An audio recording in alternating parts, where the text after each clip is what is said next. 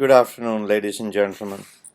It's truly a great honor for me to present this topic in front of the master, Dr. Jerry Waye. I'm making this presentation at the Digestive Disease Week 2017 in Chicago. I would like to acknowledge the support from Dr. John Stroline, Mr. Charles Butt, and Ms. Angela Deal for helping me with this presentation. If you see a polyp like this, there are several options. If you go back to 2005, most of us would have referred these patients to surgery straight away without thinking about endoscopic options.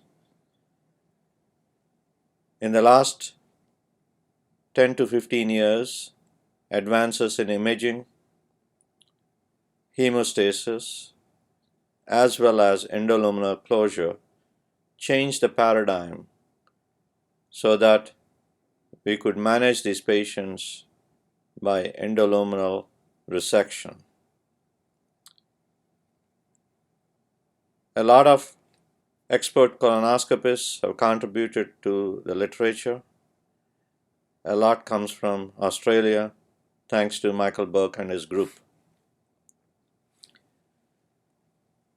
In 2017, one could consider referring patients after finding a large polyp to an endoscopic resection center instead of surgery. If you go with this paradigm, anywhere between 75 to 90% of patients could avoid surgery. In addition, it comes out cheaper, and the numbers needed to treat to avoid one death is 1 in 30. So let's talk about the tricks and the tips. It's very important to watch a lot of videos, not only yourself, but also your entire team. And the resources include ASGE Endoscopic Learning Library, which has over 40 videos, and a couple of them were dedicated for endoscopic mucosal resection, the latest one from Michael Burke. In addition, if you like to surf and learn from YouTube, I have uploaded over 500 videos, about 200 dedicated for endoscopic mucosal resection. So let me take you through a case-based study and dissect the case. I would like to share with you that I've learned how to teach using a case watching Jerry Waye over the years. Let me see whether I'll be successful in this regard.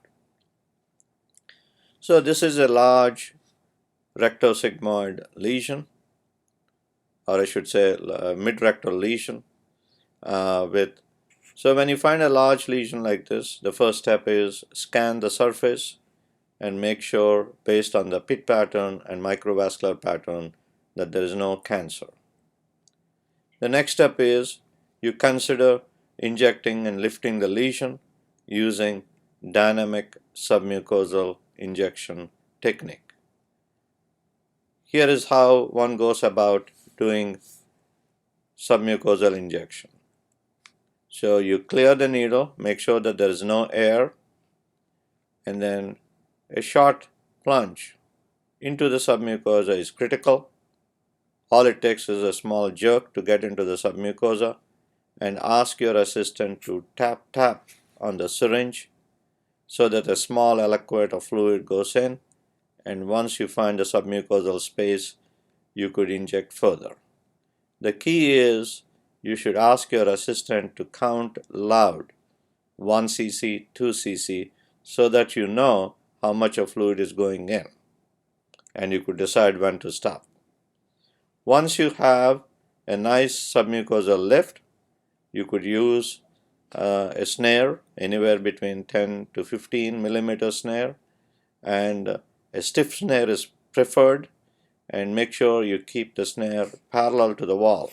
So you should study the wall and always keep your snare parallel to the wall so that you avoid tangential cut and risk perforation. Once you resect, make sure you examine the base. So let me take you through what the base should look like. This is something that Michael Burke has given us in terms of his latest publication. This is a cut limited to submucosa. When you see this, you don't have to necessarily clip. These patients do not develop delayed perforation. So as this patient, where you can see the muscularis propria, but there was no muscle injury. Again, there is no need for closure in this case to prevent delayed perforation. However, in this case, there was focal loss of submucosa and concern for muscle injury. In these cases, these patients may come back with delayed perforation. So is this patient with a target sign, and in this case, a frank perforation. So you need to learn how to study the resection base and figure out the depth of your resection and take necessary precautions to avoid delayed perforation. Another issue is you should be prepared to treat bleeding as you do these cuttings. And there are several options. You can use a snare tip or a hemostatic forceps with a soft coagulation mode anywhere between 60 to 100 watts. In some cases, you may need to apply a clip. So here is the case where we tried to use a soft coagulation. It did not work, and we went ahead and controlled it with hemostatic forceps with a soft coagulation. Once hemostasis is achieved, you need to survey your next cut. As you can see here, the cut until now has gone in one plane, and now the plane has changed to a different direction. In such cases, you have to plan your cut to change your snare approach so that it is parallel to the wall. As you can see here, by keeping it parallel to the wall, you avoid cutting it at an angle and avoid the risk of perforation. This polyp has gone above the fold and down the fold on the other side, and it was difficult to resect. In such cases, you could use Ken Van Muller's technique of underwater EMR and complete the resection as we have done here. Here is a complete resection, required 33 injections, 24 resections, 2 hours and 4 minutes. This was done with the help of saline and with methylene blue and a little bit of AP as and when needed. It's important to take precautions and send the specimens to pathology properly. Whenever you do a big resection, put it in a separate jar. That's the polyp piece that is likely to have cancer underneath. Delayed bleeding is a problem with large endoscopic mucosal resections. So how do you do? It's important to follow these patients very closely. I follow them with email every day for the first 5 days. And here is a case where there was came back with delayed bleeding. You resuscitate, and if it fails, you need to take them for emergency intervention. If it is successful, you hospitalize them, and you decide about further intervention based on whether they're going to have ongoing bleeding or not. And you could consider different measures to control bleeding. Sometimes the traditional methods may or may not work. In our case, when we used a clip, it did not work. Then we tried to use a hemostatic forceps. Again, it did not work. And then we stopped the bleeding by injecting epinephrine around the lesion, creating a field effect of vasospasm. It's very important to follow these patients closely to figure out if recurrence happened and avoid cancer.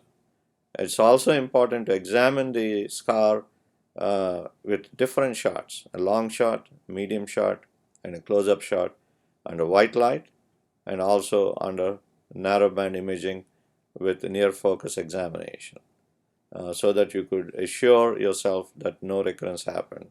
And if you're concerned, you could take biopsies, although this is not very clear. Thank you for your attention. Thank you.